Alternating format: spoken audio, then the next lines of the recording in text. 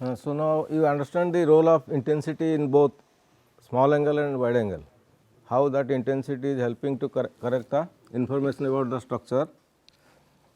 And regarding XRD or wide angle part, you know, basically the XRD is analyzed in two ways. One is called as the qualitative and the other one is known as the quantitative, right.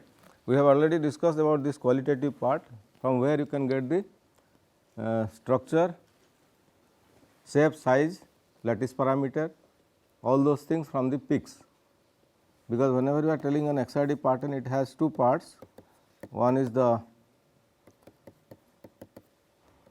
peak position and another is the, this is your S value or 2 theta and this is the intensity. Every peak has some intensity and both are equally important. So, qualitative refers to this 2 theta or S value, but quantitative refers to intensity, this value for every peak, right. So, that is the difference between qualitative and quantitative. This quantitative is basically refers to intensity, then this is with S or 2 theta. So, now this part we have already discussed what is the role of qualitative analysis and what kind of information one can extract, but this quantitative is again important, because from there you can know what kind of phases are present, right, because phase is equally important. Suppose for example, you know that the structure is cubic having some lattice parameter A, B, C value, alpha, beta, gamma value and also D scale is known to you from the peak, right. Every peak is responsible to give these values, and if you analyze them you will get all those information, that is qualitative. But this cubic system is having what kind of atoms to give a particular phase, that is also important, because cubic system may have different kind of phases. For example, copper is having cubic, silver is having cubic, they are all having cubic structure. So, knowing only the lattice parameter is not enough. Simultaneously, you have to know what kind of phase is responsible to give that kind of intensity, why the intensity goes to that value when the phase is this. So, therefore, this qualitative means you can know only the structure, shape, size, lattice parameter, everything except the phase, and phase is very important, because you should know what kind of atoms are involved in that phase and what are their positions, where they are, right. So, this refers to phase particularly. Phase analysis means you should have to deal with the intensity. So, this qualitative refers to structure, shape, size, etc., but quantitative refers to the phase. Then now the question comes, what is this phase? You might have know about the meaning of phase in physics many a time, but the meanings are different as per the analysis that you are going to do. For example, if we are telling a matter exists in 3 different phases, right, solid, liquid, gas, that is also phase. Similarly, when we are telling small angle X scattering is responsible for a good contrast, there is also a phase. What kind of phase it is? Electron density phase, right. So, this is phase, solid, liquid, gas are phases of matter, but again this same matter is having different phases with respect to electron density when you are thinking about the scattering experiment, right. The meaning of phase here is not the meaning of phase there, they have different meaning, that you know, right. So, the when you are telling about this phase, it is totally different than them. So, then what kind of phase you are referring to now? That phase is nothing but the compound or elements. Suppose you are taking copper, it is an element and that is having cubic structure, no doubt, then obviously in all the corners you are getting what kind of atoms? Only it is copper everywhere, right. So, the phase is copper atom only, it consisting of only copper, nothing else. Then relevant parameters are known, then you know what is the value of dA scale for copper, right. that part is qualitative. But suppose for example, you are telling it is sodium chloride, then now it is like this and averages. So, it is not an element, but an compound, right. So, when you go for compound, the structure is very much complicated, it is very simple if it is sodium chloride. At the corners you are getting chlorine negative ions, and in between you are getting a sodium positive ion, and the same thing is repeated throughout. This is sodium, this is chlorine, like that everywhere, all the structure, right. But they are not atoms, they are ions, positive and negative ions. So, then now what is the phase of this system? The phase is sodium chloride, not actually sodium chloride, you should write it sodium plus and chlorine minus is the phase, right. But when it is pure copper, you are telling copper atoms are the only phase, but when it is a compound like sodium chloride or calcium carbonate, then what are the phases? Different kinds of atoms are involved there, right. Either it may be atom or ion, but different kind of atom or ions are involved, that is called as your phase, and that is a compound. So, sodium chloride is a compound, calcium carbonate is a compound, like that many more compounds are there, and they are the phases of a system material, right. So, that phase is now referred to quantitative analysis. So, when you are telling XRD phase analysis, obviously that tell what are the compounds or elements present in that material, whether they are in elementary form or in compound form. Two things may happen, either element or compound.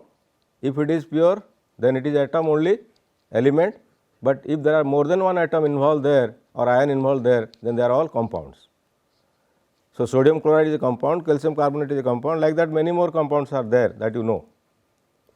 So, they are the phases with respect to the XRD analysis. So, when you are telling phase analysis, you should mean that they are nothing but the compounds. What kind of compound is there in that material, and where is the position of those elements in that compound. If you are telling sodium chloride, positions are clear. Chlorine ion is only at the corners and sodium ion must be in between.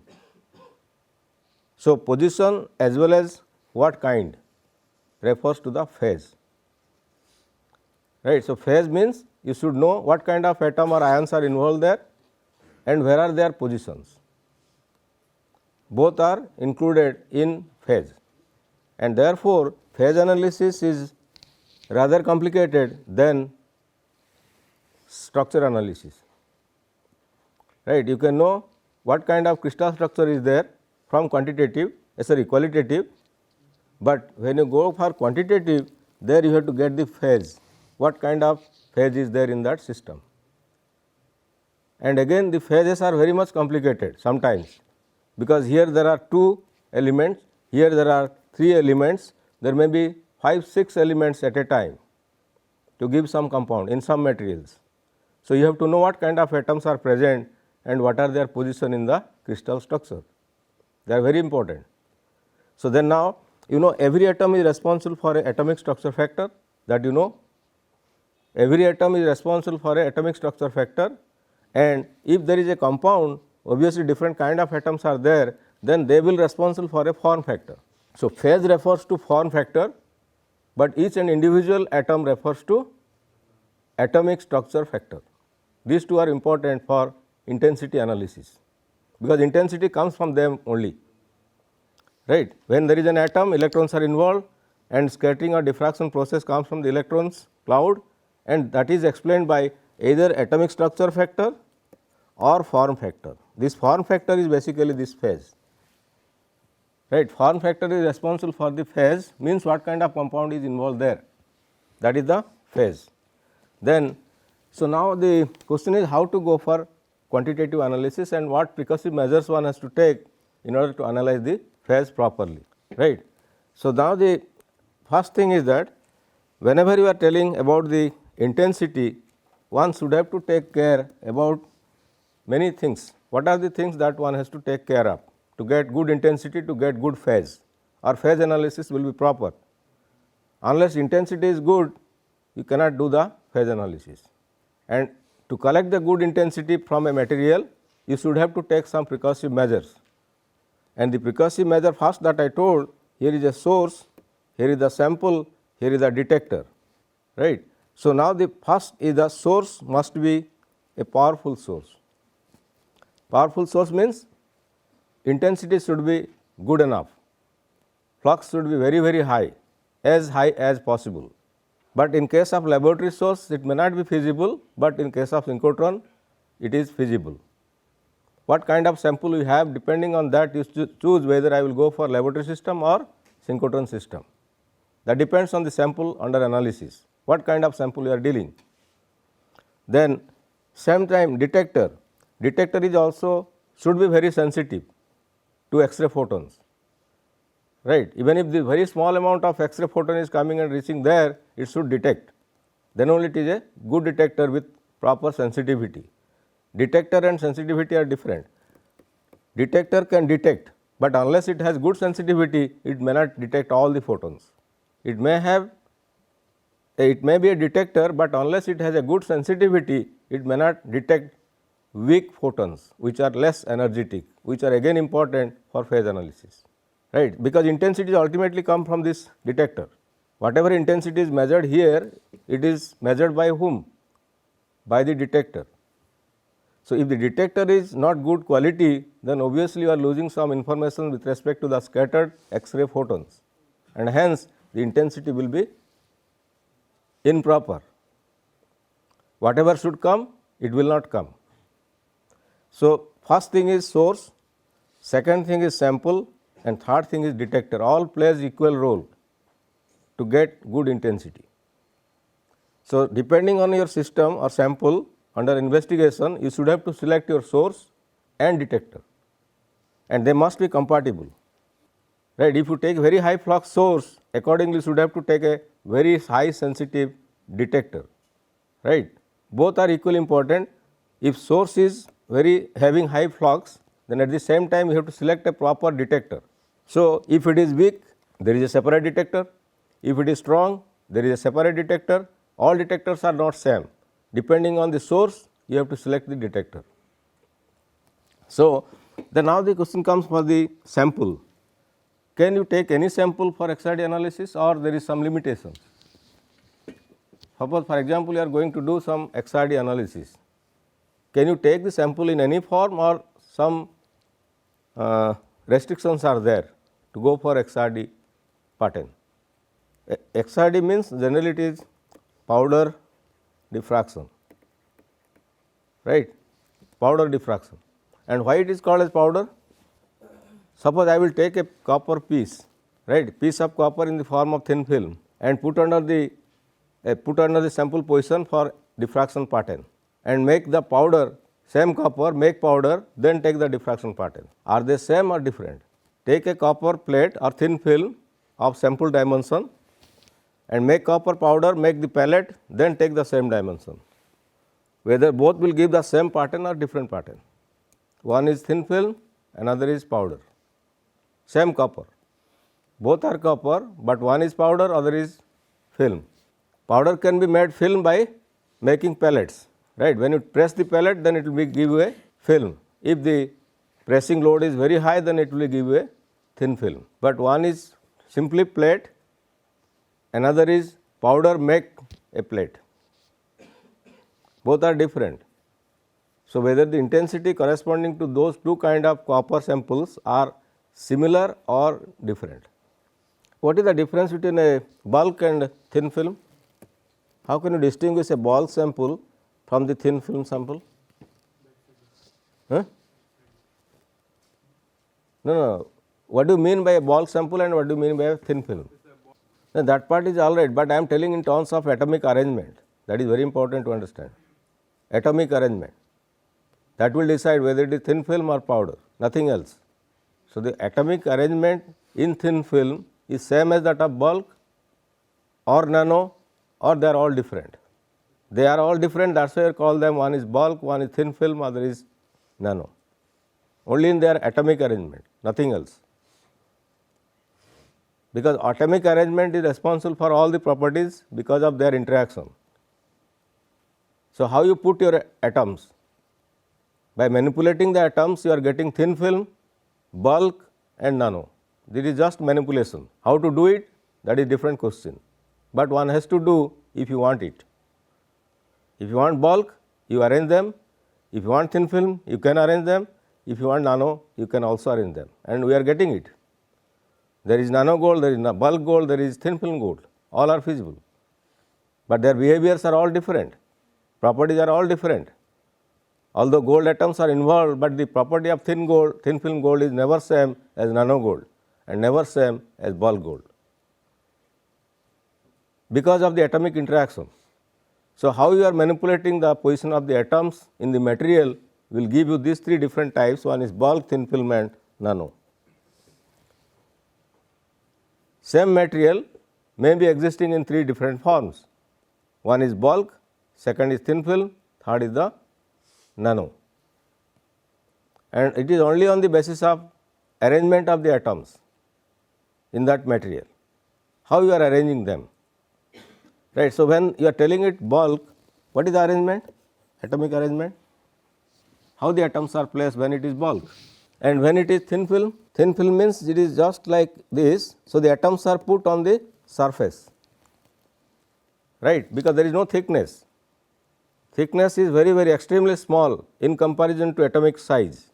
But what happens when the atoms are put on the surface? Suppose you are putting the atoms only on the surface, right, all the atoms are on the surface. So, within them there is some interaction, right, within those atoms present on the surface there is some interaction. So, behavior will be same if it is bulk. Suppose it is bulk means 3 dimension, it is 2 dimension. Here you are putting atoms, there also you are putting atoms, but the interaction among the atoms in 2 dimension is same as 3 dimension or different? Obviously different, that is why properties are different, right. Obviously the arrangement of atoms in 3 dimension and 2 dimension are different, that is why the behaviors are different. So, the property of the bulk can never be same as the thin film, because the atoms are placed in a different way in bulk sample and thin film sample. And when it is nano, again you are putting them in nano order dimension, means in 1 nanometer you are putting how many atoms? 10, otherwise it cannot be nano. Again the interaction is different, right. It may be a thin film, but you can never call it as a nano unless within a nanometer length you are getting 10 atoms, and that order length must exist, otherwise you can never name it as a nanomaterial. Nano order length is a must, it must be minimum 1, maximum 100. So, if you can achieve it, then you can call it nano, otherwise not, right. Suppose for example, within 1 nanometer length or within 2 nanometer length I will put 10 atoms, the interaction is same as thin film and bulk or different? Obviously different, right. Within 10 meter I will put 10 atoms, still different. Within 60 meter I will put 10 atoms, still different, but they are all nano. We have to call them as nanomaterials because nano order length is existing. So, then now putting these atoms in definite position, that is called as manipulation of atomic position, will define whether it is bulk sample, thin film sample or nano sample. How you are manipulating to put the atoms within the material, that will give you all 3 different kinds of material, that is bulk, thin film and nano. So, then now this powder diffraction means what? Refers to bulk or thin film or nano. If you can tell that, then my question you can answer whether copper is in thin film and in bulk, are they same or different? They are different, that is why one is bulk, other is thin film. Otherwise, why we are telling this is thin film, that is bulk? Because their behavior property are different depending on their atomic position, right. So, then now thin film means only 2 dimension, other dimension is negligible in comparison to these 2. So, surface effect is more in comparison to bulk. Bulk is volume, right. Bulk means volume, but once thin film it is 2 dimension, refers to only surface, the other dimension is negligible in comparison to these 2, right. But If nano, then obviously that order length must be existing. So, now if you tell bulk it is 3 dimension, then suppose for example, I will take a copper crystal, then this copper crystal is having crystallites. What is the difference in crystal and crystallite? Crystal and crystallites. Crystallite is a subset of crystal or crystal is a subset of crystallite. Generally crystallite refers to unit cell, right. Generally crystallite means unit cells. So, now suppose for example, you are taking copper, then what kind of unit cells you will get there? In copper, what kind of unit cells will be there? Cubic. And all are cubic or few are cubic, few are not non-cubic? All are cubic, right. If it is pure copper, all are having cubic structure. Unit cells must be cubic only, right. So, there is no different phase. So, the phase is always cubic and they are called as the crystallites, right. They are the crystallites. So, a group of crystallite will give you the crystal, that is same thing as unit cell. What do you mean by unit cell? It is a building block of a crystal, right. When many unit cells come together, then you are getting the crystal. So, in that way you can understand now the crystallite. So, crystallite is a subset of crystal. When many crystallite come together, then you are getting the crystal, that is a bulk material, right. Crystal is a bulk. Then now, so these crystallites when you are telling, it may happen, let us say this is a crystal, this is a crystallite, this is a crystallite, this is a crystallite. If the atomic arrangement is same throughout, right, but you do not know whether these crystallites are oriented differently or same way. Orientation is again important, right. Suppose for example, there is a crystallite here and another crystallite is nearby, but their orientations are different. It may happen because when you are doing powder, what happens to about the orientation of the crystallites? Suppose a sample is make powder. Powder means crystallites are automatically coming, but are they in similar orientation or dissimilar orientation? Orientation of any atomic plane. If you take a crystallite means unit cell, there are atomic planes, right. There are atomic planes. You take any orientation, but all the crystallites with same orientation or different orientation for a particular set of planes.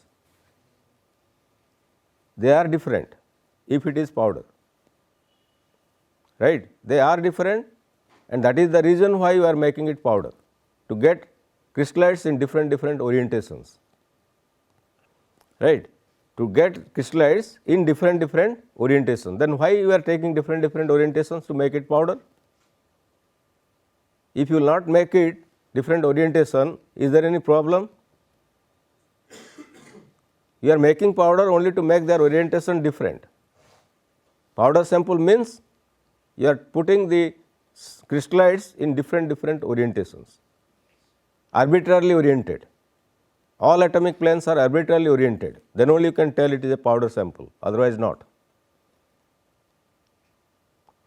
So, that happens in case of a powder sample. There you are getting same crystallites, but in different orientations. Crystallite is same, but orientations are different, right. So, what is the necessity of going for such kind of powder sample? Why one is interested to make them at different orientation? If they are in same orientation, what will happen? If in different orientation, what will happen?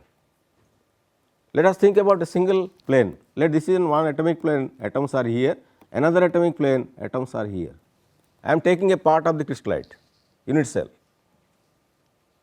right. Part of a unit cell is a atomic plane, right. Let us say this is one plane, this is another plane, both refers to same side, both refers to same side. Suppose this is a cubic, let us say this is a cubic and this is a cubic system and here are the atoms are present. Let us say I will take the same set of planes, one in this orientation, another in this orientation, understand, same plane but different orientation.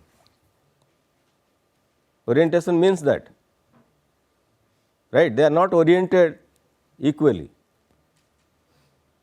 If it is oriented equally, then what will happen? All the planes are parallel up to infinite. Then it is oriented equally.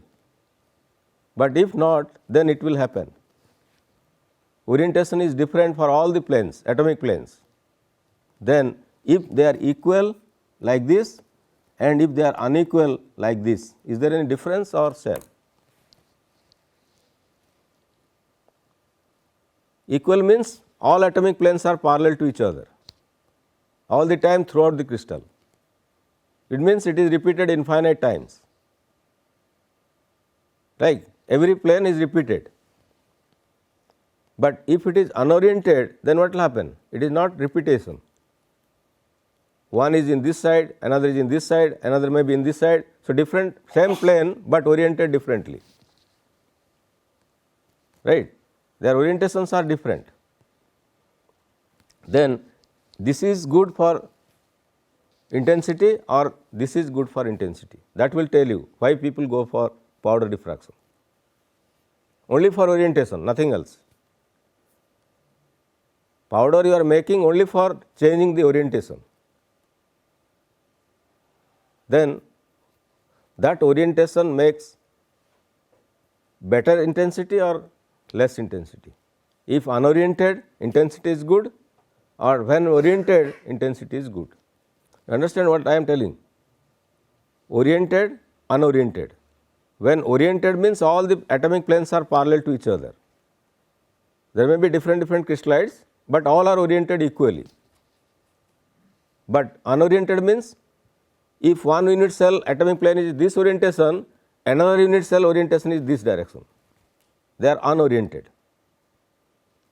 Right? So, now if you take oriented and unoriented plane, how it is responsible for the intensity?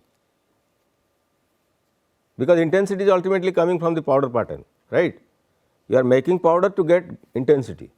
Then why to make powder? Why not bulk? You are making powder only to change the orientation, nothing else. Powder means all kinds of orientations are present there. But if it is bulk, it is same orientation throughout. Right? When it is bulk, crystallites are oriented in all equally. But when you make it powder, then crystallites are oriented unequally. That is the only difference to make powder. Right? So, if you make powder, dimension is again important. What is the size of the powders? There may be small size. Generally, for XRD, it should be within this range, 1 to 5 micrometer. For good diffraction pattern, the size must be within that range, 1 to 5 micron. So, the powder should be as fine as possible and within this range. If it is more than that, then you may not get good peaks. Broadening will be there. Broadening is the reason for sample size, powder size. If it is beyond 5 micron, there will be broadening of the peaks like this. So, one of the reasons for broadening is also size of the crystallites, powders. What is the size, dimension of the powder that you made? So, you have to make the powder to this size. Use the mesh either of 5 micron or 4 micron or 3 micron or 2 micron or 1 micron. Everything is okay, but not beyond 5 micron.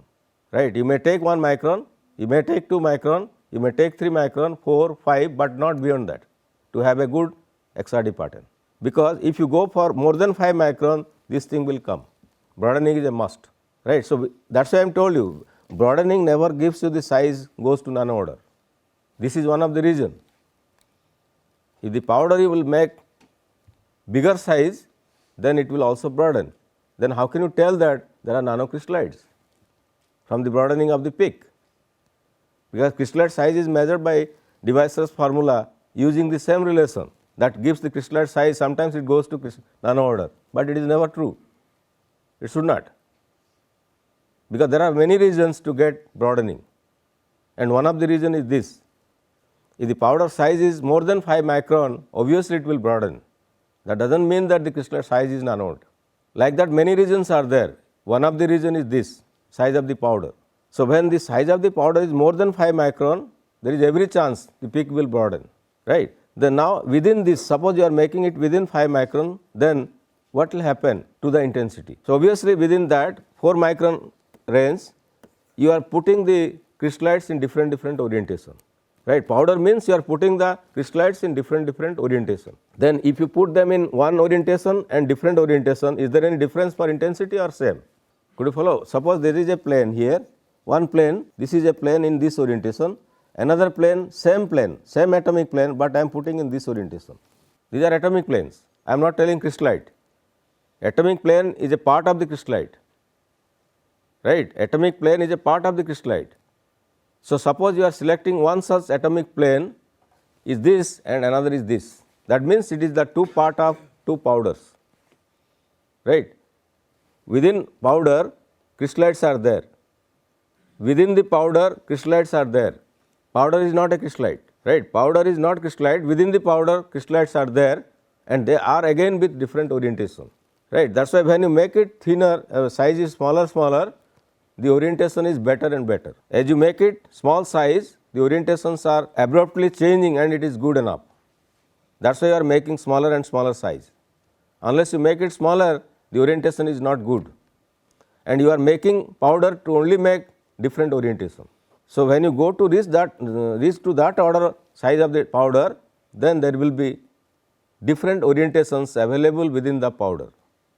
But if it is more than 5 micron, there is no such different kinds of orientations coming into picture.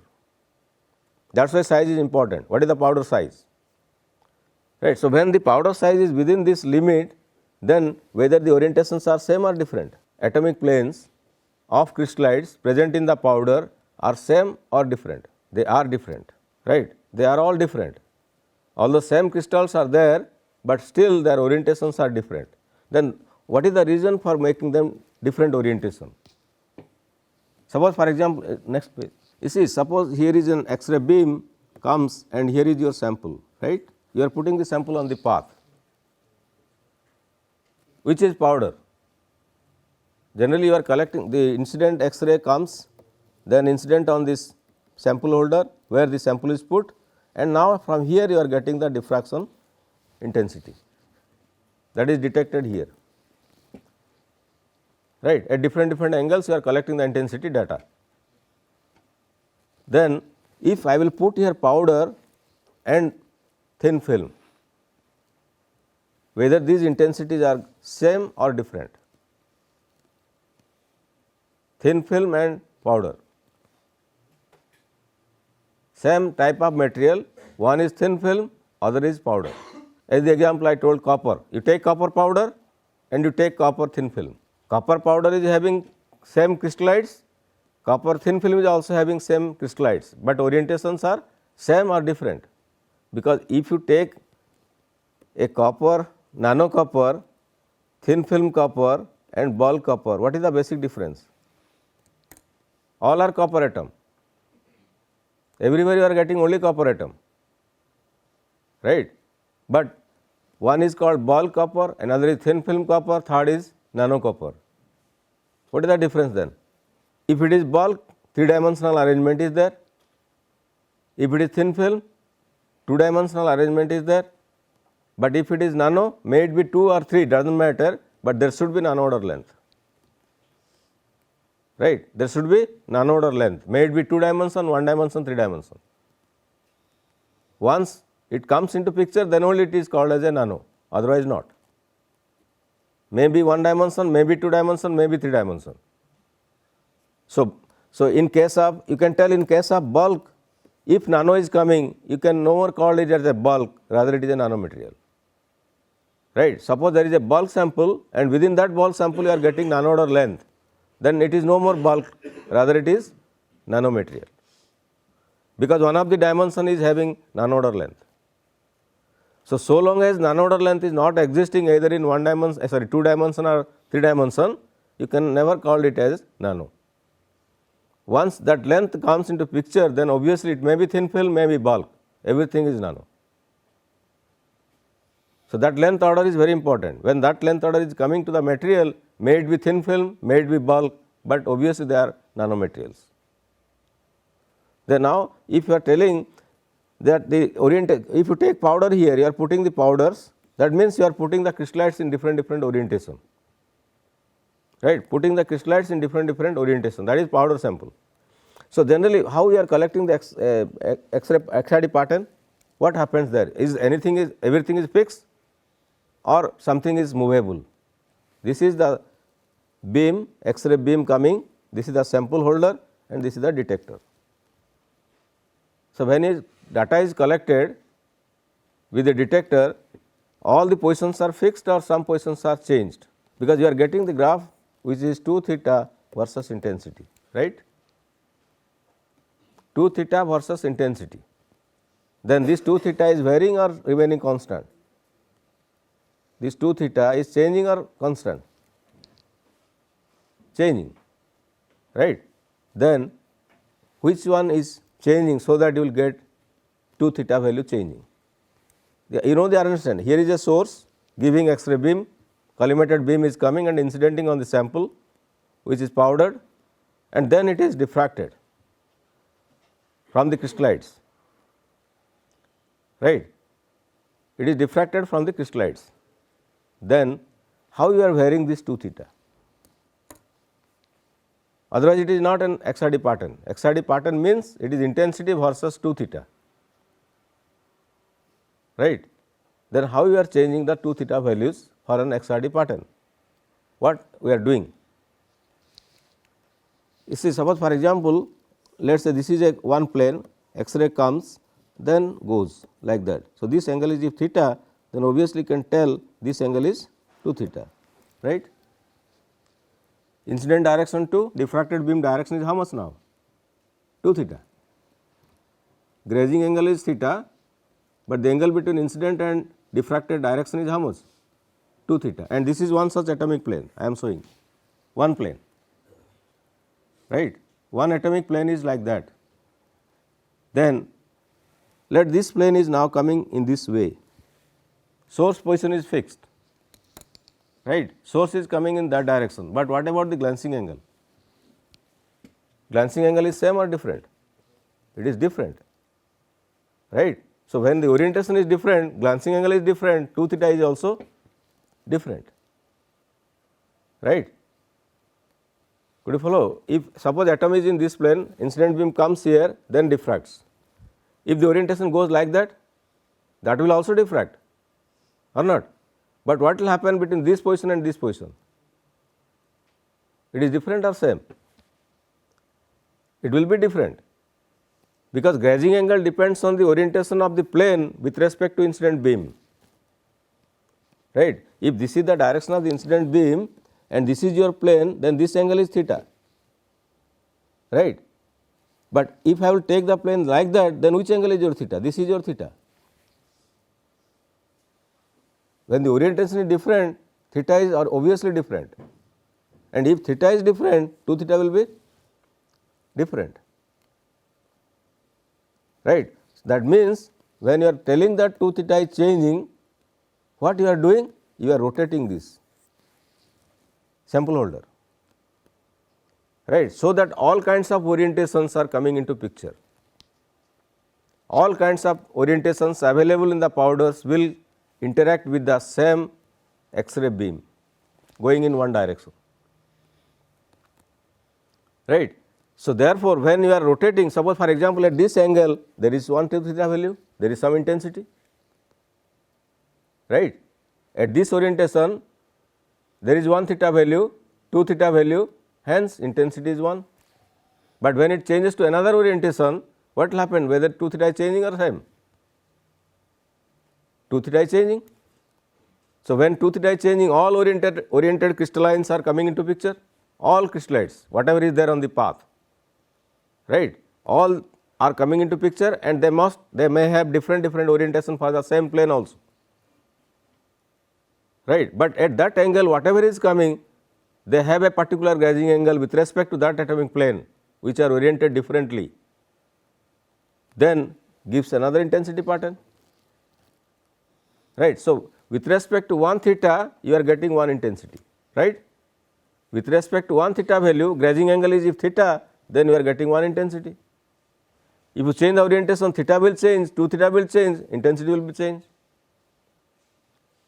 right. So, then now mark the difference. Suppose I will put the sample where you are getting all planes equally oriented, all the planes are equally oriented, right. Then X-ray beam comes, interact with the atomic plane, then diffracts. And if this sample holder will be rotated, then theta is changing or remains same? Theta is changing or not? If this sample holder will rotate with respect to the incident beam, then theta is changing. So, 2 theta is changing. So, intensity will measure with respect to 2 theta. This is same orientation, right. This is same orientation, but this is different orientation. Suppose one plane is like this, another plane is like this, another plane is like this, another plane is like this. Same plane, atomic planes are same, but oriented differently. Here atomic planes are same, but unoriented, means all are oriented equally. This happens for powder, this is for powder sample, but this is for, you can tell, bulk, all are oriented equally. If one, like the crystal, when this is a unit cell, what happens? This unit cell is repeated in 3 dimensions. So, another unit cell is here, another unit cell is here, same thing is repeated. So, then now this plane is repeated equally or not? Orientation is same or different? Orientation is same, and that is this one, bulk, right. But this is, when you make it powder, you are making the orientation of same plane in different way, right. So, then now tell this and this one will give you the same intensity or different intensity, and which is a better exposure for good diffraction intensity. To get good intensity from the same sample, making powder is enough or good enough, or bulk is enough. Why then? Try to understand it. No doubt it is powder, that is why it is called as powder diffraction, right. If you take bulk, you will never get good intensity, never.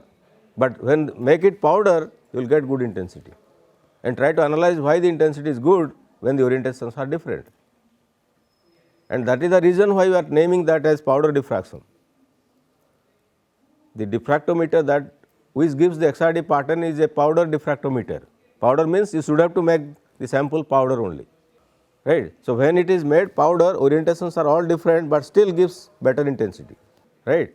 But when it is oriented equally, the intensity is not that good, and intensity is important for analysis. All the time we are trying to get good intensity, because intensity only carries the informations. So, if the intensity is not collected properly, you are losing the information about the structure. So, in that way you think and tell me next class whether powder is good or bulk is good. Same sample, but one is powder, other is bulk. Where you will get good intensity? You know how to get good intensity? What are the orientations in bulk and this powder, right. Then where you will get good intensity and why? Why there is good, why here is bad? Then you can understand why you are making it powder, and why fine powder is again important. If you make thick powder or size of the powder is more, what will happen to the intensity? Then only you can understand why you are making thin to the dimension of 1 to 5 micron. The sample must be powdered to an extent of 1 to 5 micron. Beyond that is not giving broadening. Broadening will come, peak broadening will be there if it is more than 5 micron.